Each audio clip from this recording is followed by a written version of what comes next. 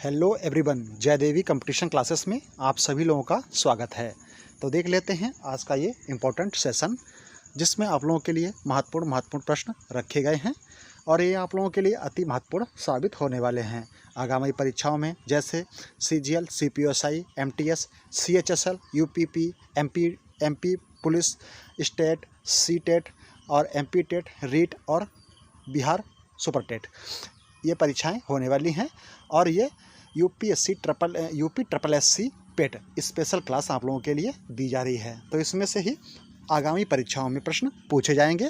तो आप लोग यहाँ से अपना हुनर देख सकते हैं और आप लोग अपना आकलन कर सकते हैं। तो आप लोग हमारे साथ रोज़ाना जुड़ें और ये प्रश्न आप लोगों के लिए बहुत ही महत्वपूर्ण साबित होंगे। तो आप लोग इसे लाइक, शेयर और सब्सक्राइब अवश्य करते रहिएगा। चलते हैं अपने। हेलो एवरीवन, जय देवी कंपटीशन क्लासेस में आप सभी लोगों का स्वागत है। तो देख लेते हैं आज के सेशन में हमारे कौन कौन से महत्वपूर्ण प्रश्न बने हुए हैं, जो पेपर के माध्यम से आप लोगों के लिए अति महत्वपूर्ण साबित होने वाले हैं। अगर आप लोगों ने अभी तक हमारे सेशन को लाइक, शेयर और सब्सक्राइब नहीं किया है तो आप लोग इसे अवश्य कर लें और हमारा बेल आइकन भी दबा लें, जिससे आप लोगों को समय समय पर हमारा नोटिफिकेशन प्राप्त होता रहे और आपको यहाँ पर 100% आपके आगामी परीक्षाओं में ये प्रश्न यहाँ से आने वाले हैं। तो आगामी परीक्षाएं हमारी कौन कौन सी हैं? देखिए, SSC की हमारी परीक्षाएं चल रही हैं और अभी हमारा UPSC पेट आ रहा है, तो उसमें भी ये प्रश्न आप लोगों के लिए बहुत ही कारगर साबित होने वाले हैं। तो आप लोग इस सेशन को लाइक और शेयर अवश्य करते रहें और ये UPSC पेट के लिए तो बहुत ही लाभदायक साबित होगा। तो आप लोग इसे बेल आइकन हमारा जरूर दबा लें। तो बेल आइकन अवश्य दबा लें। तो देख लेते हैं पहला हमारा प्रश्न कौन सा हो जाएगा। पहला प्रश्न है, माजुली द्वीप किस राज्य में स्थित है? तो ये कहाँ है? माजुली द्वीप कौन सा है? तो ये असम में ब्रह्मपुत्र नदी पर स्थित है। कहाँ है? असम में ब्रह्मपुत्र नदी पर ये स्थित है और माजुली द्वीप जो है ये विश्व का सबसे बड़ा द्वीप कहलाता है। कौन सा? तो ये माजुली द्वीप। अगला प्रश्न है, टोक्यो ओलंपिक 2020 में भारत ने कुल कितने पदक जीते हैं? तो इसमें कुल कितने पदक जीते हैं? इसमें कुल पदक हमारे टोक्यो ओलंपिक 2020 में 7 मेडल जीते हैं, जिसमें से 1 गोल्ड, 2 सिल्वर और 4 ब्रॉन्ज मेडल यहाँ पर जीते हुए हैं। और टोक्यो ओलंपिक 2020 में भारत का स्थान कौन सा रहा है? तो ये कुल स्थान इसका 48वां स्थान पर यह रहा है। देख लेते हैं आगे। तो आगे यहाँ पर ध्वजवाहक या उद्घाटन के समय में यहाँ पर उद्घाटन किसने किया? तो उद्घाटन के समय में यहाँ पर मेरी कॉम ने इसका ध्वजवाहक किया है। कौन है? मेरी कॉम, मनप्रीत ध्वजवाहक रहे हैं। समापन में बजरंग पुनिया के द्वारा इसका किया गया है। देख लेते हैं तो इसमें किस स्टेट की कौन सी रैंक रही है ये देख लेते हैं। तो इसमें पहले स्थान पर यूनाइटेड स्टेट, कौन? अमेरिका रहा है। दूसरे स्थान पर चाइना। तो अमेरिका के कुल मेडल हैं 113 और चाइना के 89 मेडल हो जाते हैं। तो ये आप लोग लिस्ट इसको देख लीजिएगा रोक कर, ठीक है। दूसरे स्थान पर यहाँ पर चाइना हो जाता है। तो चलते हैं अगले प्रश्न की देख लेते हैं। तो आप लोग इसको पूरा देख लीजिएगा, ठीक है। 39, 41, 33 और 38, 32, 19 ये यहाँ पर रहा है। तो ये अवश्य ही आप लोगों से पूछा जाएगा और इसमें तीसरे स्थान पर इंडिया रहा है। चलते हैं अगले प्रश्न की तरफ। जापान रहा है, सॉरी। फिर देखते हैं अगला प्रश्न देखते हैं, निम्नलिखित में से कौन सा खेल टोक्यो ओलंपिक में शामिल नहीं था? तो देख लेते हैं, निम्नलिखित में से कौन सा खेल टोक्यो ओलंपिक खेल में नहीं शामिल था? तो इसमें क्रिकेट ये 5 नए खेलों को जोड़ा गया था। क्रिकेट के 5 नए खेलों को इसमें जोड़ा गया था। सफरिंग स्पोर्ट कौन का है? तो क्रिकेट इसमें शामिल नहीं था। तो इसमें 5 नए खेलों को जोड़ा गया था। तो 5 नए खेल कौन कौन से थे इनको हम देख लेते हैं। तो देखिए 5 नए खेल कौन से थे? सफरिंग, स्पोर्ट क्लाइंबिंग और क्या है स्केटबोर्डिंग और बेसबॉल एंड कराटे। ये यहाँ पर 5 नए खेल जो हैं ये शामिल किए गए थे। कहाँ? टोक्यो पैरा ओलंपिक में। अगला प्रश्न हमारा है, भारतीय संविधान के किस भाग में मौलिक अधिकारों का वर्णन किया गया है?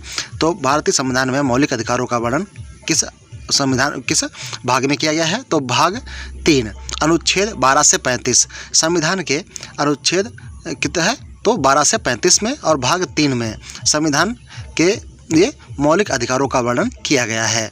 तो देख लेते हैं, अगले तरफ चलते हैं। तो अगला क्या है? तो देख लेते हैं। तो संविधान के भाग 3 को भारत के मैग्ना कार्टा के रूप में वर्णित किया जाता है। किसे? तो भाग 3 को संविधान के मैग्ना कार्टा के रूप में वर्णित किया जाता है। तो मूल रूप से संविधान में 7 मौलिक अधिकारों का प्रावधान किया गया था। तो देख लेते हैं जैसे कौन कौन से हैं, तो इनके बारे में भी हम देख लेते हैं कितने हैं। तो ये 7 हो जाते हैं मौलिक अधिकार हमारे। तो मौलिक अधिकारों के हम देखते हैं। पहले इसमें 6 ही मौलिक अधिकार थे, फिर 1 बढ़ाया गया था। तो देख लेते हैं कौन कौन से हैं। समानता का अधिकार, अनुच्छेद 14 से 18, स्वतंत्रता का अधिकार, इसमें संपत्ति का अधिकार हमारा जो है वो बढ़ाया गया था। कब बढ़ाया गया था? तो ये संपत्ति का अधिकार जो है 44वें संविधान संशोधन के द्वारा 1978 द्वारा मौलिक अधिकारों की सूची से हटा दिया गया है। अब टोटल हमारे पास 6 ही हैं मौलिक अधिकार।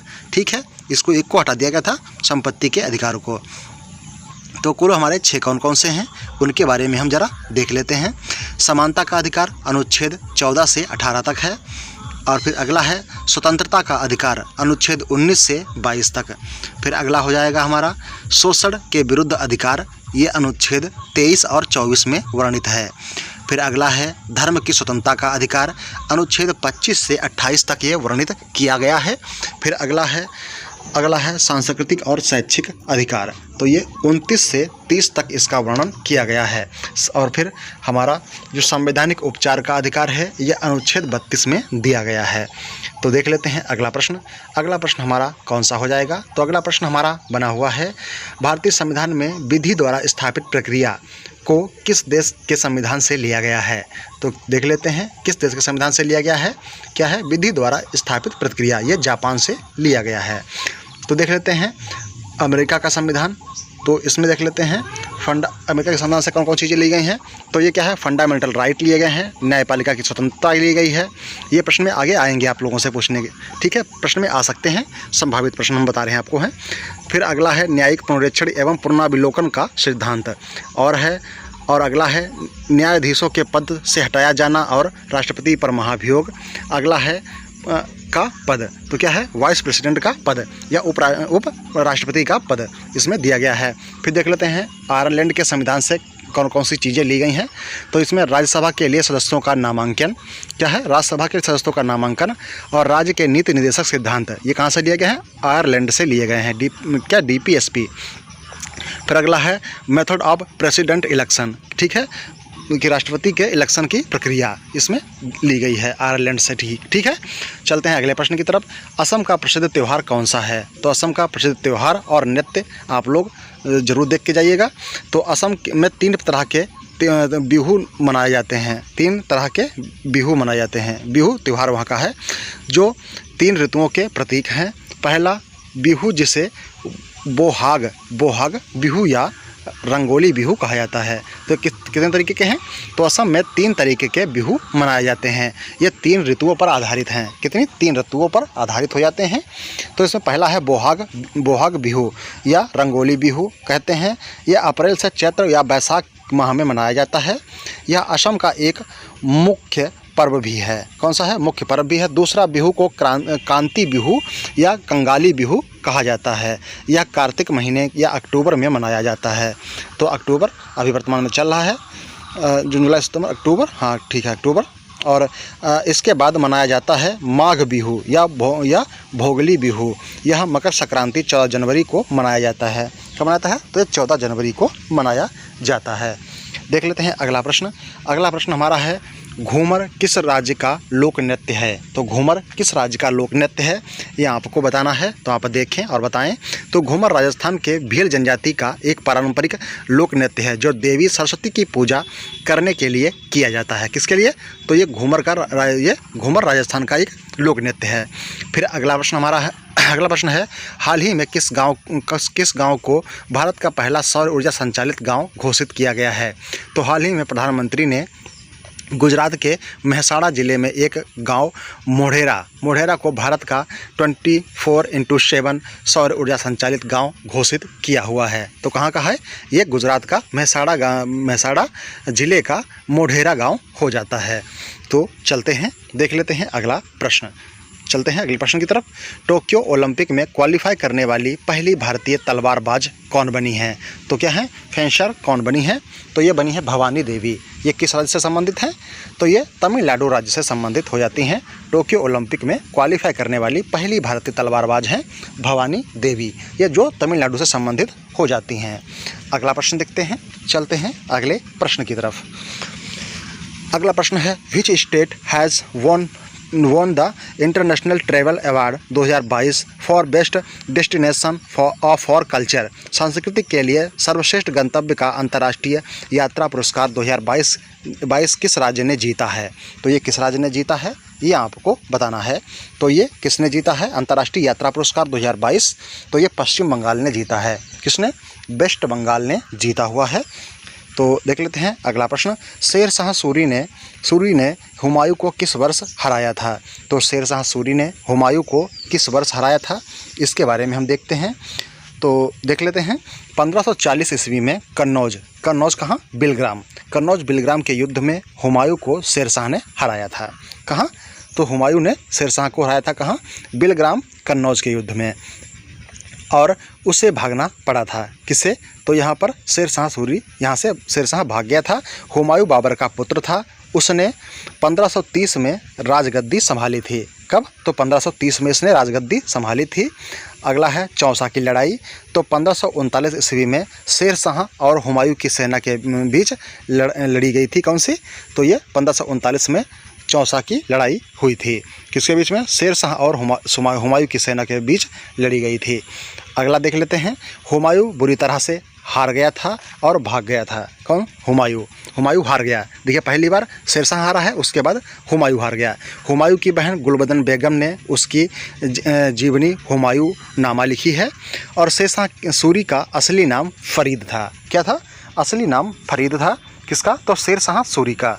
अब देख लेते हैं कौन सी लड़ाई इतिहास में कब लड़ी गई है, और ये इंपॉर्टेंट है आप लोगों के लिए, आप लोग इन्हें बिल्कुल भूलना मत। तो पानीपत की लड़ाई, ये पहली लड़ाई कब हुई थी? 1526 में ये बाबर और इब्राहिम लोदी के बीच में हुई थी। इसमें इब्राहिम लोदी को हराया गया था। कब? तो इब्राहिम लोदी इसमें हार गया था। अगला है खानवा की लड़ाई।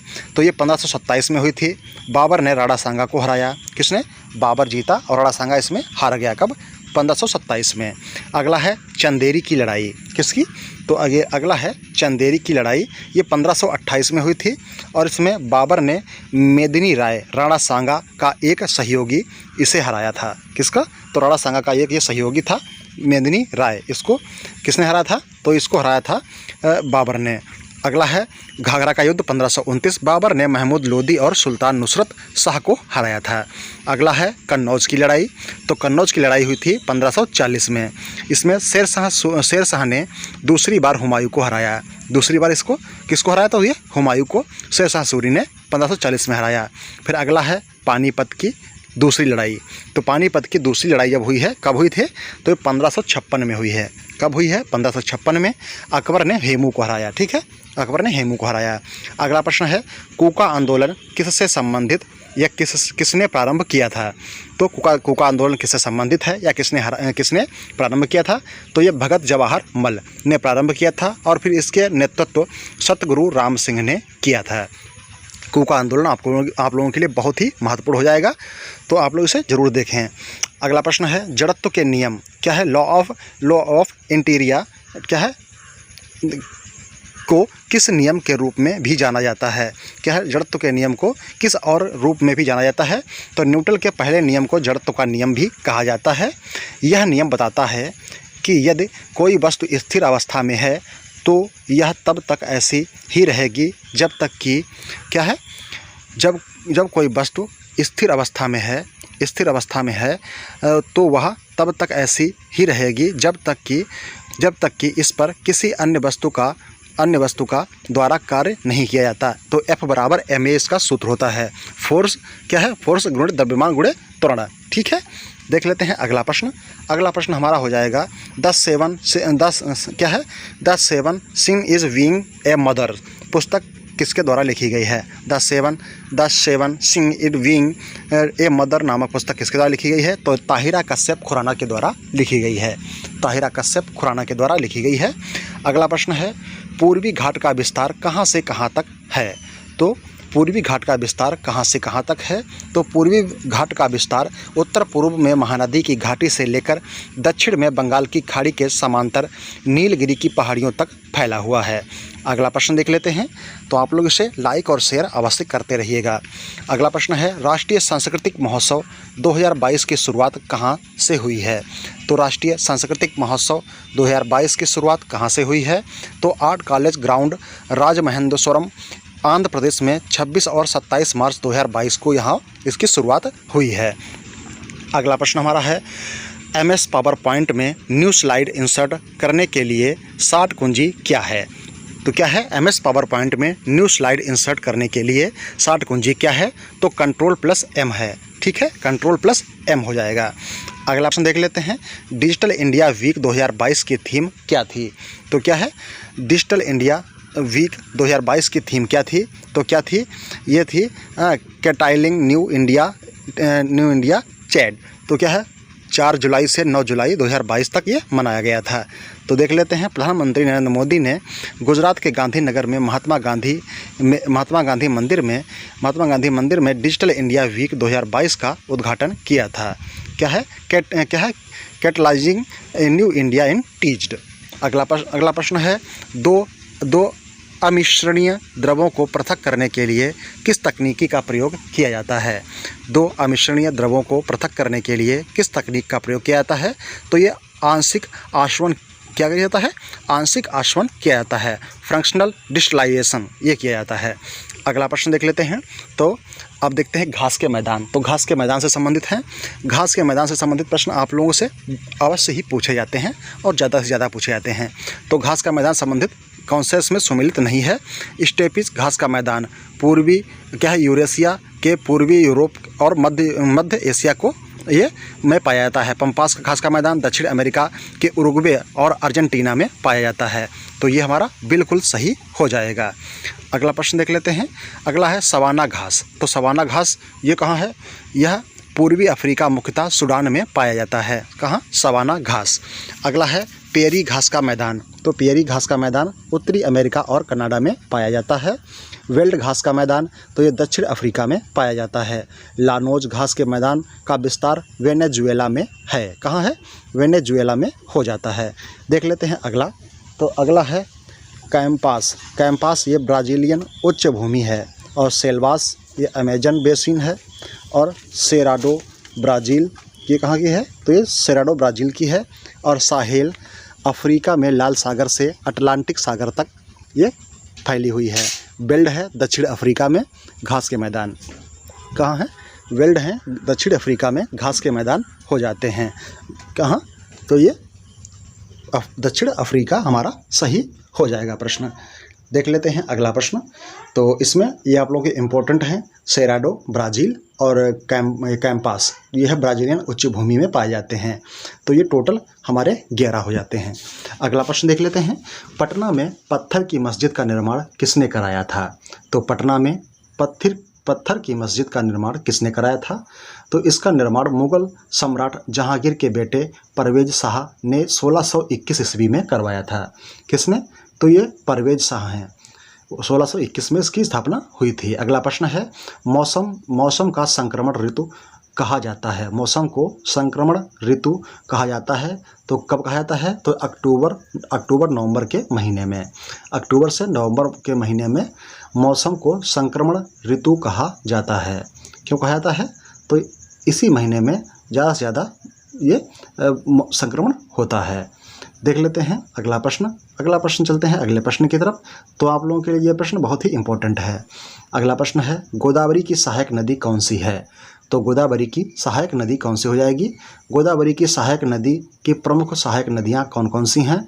तो मंजीरा, पेनगंगा, वर्धा और इंद्रावती ये हो जाती हैं गोदावरी की सहायक नदियाँ। गोदावरी नदी महाराष्ट्र से के नासिक जिले के त्र्यंबकेश्वर से निकलती है और बंगाल की खाड़ी में जाकर गिरती है। कहाँ से? तो ये त्र्यंबकेश्वर से निकलती है। कहाँ? नासिक महाराष्ट्र से, और ये बंगाल की खाड़ी में जाकर गिरती है। गोदावरी नदी महाराष्ट्र, आंध्र प्रदेश, छत्तीसगढ़ और तेलंगाना में बहती है। तो ये बहती है और नासिक गोदावरी नदी के तट पर स्थित है। गोदावरी को दक्षिण गंगा के रूप में भी जाना जाता है। तो ये प्रश्न आप लोगों के लिए बहुत ही इम्पोर्टेंट है। गोदावरी को दक्षिण गंगा के रूप में भी जाना जाता है। अगला प्रश्न देखते हैं। अगला प्रश्न है कावेरी नदी को दक्षिण भारत की गंगा के रूप में जाना जाता है। दक्षिण भारत की गंगा के रूप में किसे जाना जाता है? तो ये कावेरी नदी को, और गोदावरी को दक्षिण गंगा के रूप में जाना जाता है। अगला प्रश्न है कैलाश सत्यार्थी जी को नोबेल शांति पुरस्कार किस क्षेत्र में दिया गया था? तो कैलाश सत्यार्थी को नोबेल पुरस्कार किस क्षेत्र में दिया गया? भारत और अंतर्राष्ट्रीय स्तर पर बच्चों के अधिकार के लिए किए गए कार्य के लिए सत्यार्थी को 2014 में नोबेल शांति पुरस्कार मिला था। संयुक्त रूप से मलाला यूसुफजई के साथ नोबेल शांति पुरस्कार से सम्मानित किया गया था। 17 साल की उम्र में यह पुरस्कार पाने वाली सबसे कम उम्र की व्यक्ति बनी थी। कौन है? मलाला यूसुफजई। ये पाकिस्तान की हैं। कहाँ की हैं? पाकिस्तान की हैं। इन्हें नोबेल शांति पुरस्कार से सम्मानित किया गया था 17 साल की उम्र में। ये सबसे कम उम्र की ये नोबेल शांति पुरस्कार पाने वाली महिला बनी थी। कहाँ की हैं? तो ये पाकिस्तान की महिला हो जाती हैं मलाला यूसुफजई। अगला प्रश्न देख लेते हैं। अगला प्रश्न हमारा है राज्यसभा के गठन का प्रावधान किस अनुच्छेद में वर्णित है? तो राज्यसभा के गठन का प्रावधान अनुच्छेद 80 राज्यसभा के गठन का प्रावधान करता है और राज्यसभा के सदस्यों की अधिकतम संख्या 250 हो सकती है। कितनी? 250 हो सकती है, परंतु वर्तमान में यह संख्या 245 है। कितनी है? 245 है।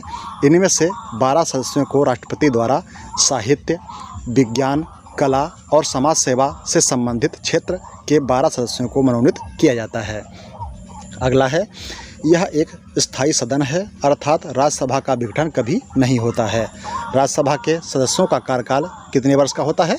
तो राज्यसभा के सदस्यों का कार्यकाल 6 वर्ष का होता है, जबकि राज्यसभा के 1/3 सदस्यों का चुनाव दूसरे वर्ष में किया जाता है। तो प्रत्येक दूसरे वर्ष में 1/3 सदस्यों का यहाँ पर चुनाव होता रहता है। इसे उच्च सदन भी कहा जाता है। किसे? तो ये राज्यसभा को उच्च सदन भी कहा जाता है। चलते हैं अगले प्रश्न की तरफ, देख लेते हैं अगला प्रश्न हमारा कौन सा है। तो ये आप लोगों के बहुत ही इम्पोर्टेंट साबित होने वाला है। चलते हैं अगले प्रश्न की तरफ। अगला प्रश्न हमारा हो जाएगा वह जल जो भूमि के नीचे चट्टानों की दरारों और रिक्त स्थानों में पाया जाता है क्या कहलाता है? तो क्या है? Water that is found underground in the rocks and space of soil in rocks is called. तो उसे क्या कहते हैं? उसे भूजल कहते हैं या ग्राउंड वाटर बोलते हैं। क्या बोलते हैं? ग्राउंड वाटर उसे बोलते हैं। वह जल जो भूमि के नीचे चट्टानों दरारों में पाया जाता है उसे भूजल कहा जाता है। किस केंद्र शासित प्रदेश के नाम पर किसी सागर का नाम है? तो ये अंडमान सागर या अंडमान निकोबार के नाम पर इसका है अंडमान सागर। अंडमान सागर का नाम रखा गया है अंडमान निकोबार के नाम पर। अगला प्रश्न हो जाएगा वाद्य यंत्र को नाट्यशास्त्र के रूप में किसने प्रस्तुत किया था? तो नाट्यशास्त्र नामक ग्रंथ किसने लिखा था? तो ये भरत मुनि के द्वारा लिखा गया था। किसके द्वारा? भरत मुनि के द्वारा लिखा गया था नाट्यशास्त्र नामक ग्रंथ। किसने लिखा है? तो ये लिखा है भरत मुनि के द्वारा। वाद्य यंत्र को नाट्यशास्त्र के रूप में किसने प्रस्तुत किया? तो ये भरत मुनि ने ही किया है। अगला प्रश्न देख लेते हैं। अगला प्रश्न हमारा है द्वितीय संयुक्त राष्ट्र विश्व भू स्थानिक सूचना कांग्रेस 2022 का उद्घाटन किस राज्य में किया गया? तो ये हैदराबाद में हुआ है। कहाँ? हैदराबाद में। सेकेंड यूनाइटेड नेशन वर्ल्ड जियो स्पेशल इंफॉर्मेशन कांग्रेस। ओके, तो ये भूस्थानिक सूचना कांग्रेस का उद्घाटन कहाँ हुआ है? हैदराबाद में हुआ है। अगला प्रश्न हमारा है खेड़ा आंदोलन क्यों हुआ था? तो खेड़ा आंदोलन क्यों हुआ था इसके बारे में देखते हैं। 1918 में महात्मा गांधी ने ब्रिटिश हुकूमत के खिलाफ गुजरात के खेड़ा में सबसे बड़ा किसान आंदोलन चलाया था। किसानों को बदतर हालत को सुधारने का अथक प्रयास इसके द्वारा किया गया था। कौन सा है? तो ये खेड़ा आंदोलन है। 1918 में महात्मा गांधी के द्वारा ब्रिटिश हुकूमत के खिलाफ चलाया गया था गुजरात में। अगला प्रश्न हमारा है 108वीं भारतीय विज्ञान कांग्रेस का उद्घाटन पीएम मोदी ने कहाँ किया है?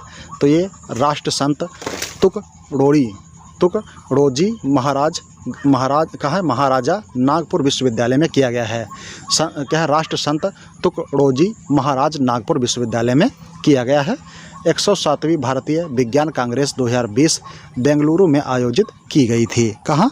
तो ये बेंगलुरु में आयोजित की गई थी। देख लेते हैं अगला प्रश्न। अगला प्रश्न है पीएम वाणी योजना किससे संबंधित है? तो पीएम वाणी योजना किससे संबंधित है? तो ये सार्वजनिक स्थलों पर वाईफाई की उपलब्धता से संबंधित हो जाती है। सार्वजनिक स्थलों पर वाईफाई से संबंधित योजना हो जाएगी वाणी योजना, पीएम वाणी योजना। अगला प्रश्न है 2032 ग्रीष्मकालीन ओलंपिक कहाँ आयोजित किया जाएगा? तो 2032 ग्रीष्मकालीन ओलंपिक कहाँ आयोजित किया जाएगा? तो ये ब्रिस्बेन ऑस्ट्रेलिया में, 2024 ओलंपिक पेरिस फ्रांस में आयोजित किया जाएगा। ओके, तो देख लेते हैं 2024 में ओलंपिक ये पेरिस फ्रांस में आयोजित किया जाएगा और 2032 में ब्रिस्बेन ऑस्ट्रेलिया में ये आयोजित किया जाएगा। शीतकालीन ओलंपिक या विंटर ओलंपिक ये कब होंगे? तो ये 2026 इटली में होंगे। और 2020 में कहाँ हुए हैं? तो ये आपको बताना है। तो ये कहाँ हुए हैं? टोक्यो में हुए हैं। ठीक है, 2020 के ओलंपिक कहाँ हुए हैं? तो ये टोक्यो में हुए हैं। और 2032 में ब्रिस्बेन ऑस्ट्रेलिया में और 2024 में ये ओलंपिक पेरिस में होंगे। विंटर ओलंपिक 2026 इटली के मिलान कार्टिना में आयोजित किए जाएंगे। और 2028 में ग्रीष्मकालीन ओलंपिक अमेरिका के लॉस एंजल्स और कैलिफोर्निया में आयोजित किए जाएंगे। कहाँ? अमेरिका के कैलिफोर्निया या लॉस एंजल्स में किए जाएंगे। ये कौन से होंगे? तो ये 2028 के होंगे। अगला प्रश्न देख लेते हैं। 2022 फीफा अंडर 17 महिला विश्व कप का पहला मैच मोरक्को और किस देश के बीच हुआ था? तो यह 2022 फीफा अंडर महिला विश्व कप मैच मोरक्को और किस देश के बीच हुआ था? तो ये हुआ था, ये किसका क्या 7वें संस्करण की शुरुआत 11 अक्टूबर 2022 को भुवनेश्वर के कलिंगा स्टेडियम में हुई थी। और इसकी शुरुआती मैच मोरक्को ने ब्राज़ील को हराया था, या मोरक्को ने ब्राज़ील को हराया था। तो मोरक्को और ब्राज़ील के बीच में ये पहला मैच हुआ था। किसके बीच में? मोरक्को और ब्राज़ील के बीच में। इसमें ब्राज़ील हार गया था। अगला प्रश्न देख लेते हैं। अगले प्रश्न की तरफ चलते हैं। तो अंडर 17 महिला विश्व कप 2022 तो ये कहाँ हुआ था? तो ये कहाँ हुआ था? भारत में। ठीक है, इसमें लिखा हुआ है भुवनेश्वर कलिंगा स्टेडियम में। तो आप लोगों ने ये तो बिल्कुल देख लिया है और आप लोग जानते भी हैं। चलते हैं अगले प्रश्न की तरफ, देख लेते हैं अगला प्रश्न हमारा कौन सा है। तो अगला प्रश्न देख लेते हैं। तो इसमें अमेरिका के द्वारा 8 मेडल जीते गए थे। कितने? 8। अगला प्रश्न देख लेते हैं। अंतिम पद, तो अंतिम पद चैंपियंस स्पेन दूसरा खिताब और रनर कोलंबिया रहा था 2018। ओके, 2018 चैंपियंस अंतिम पद है।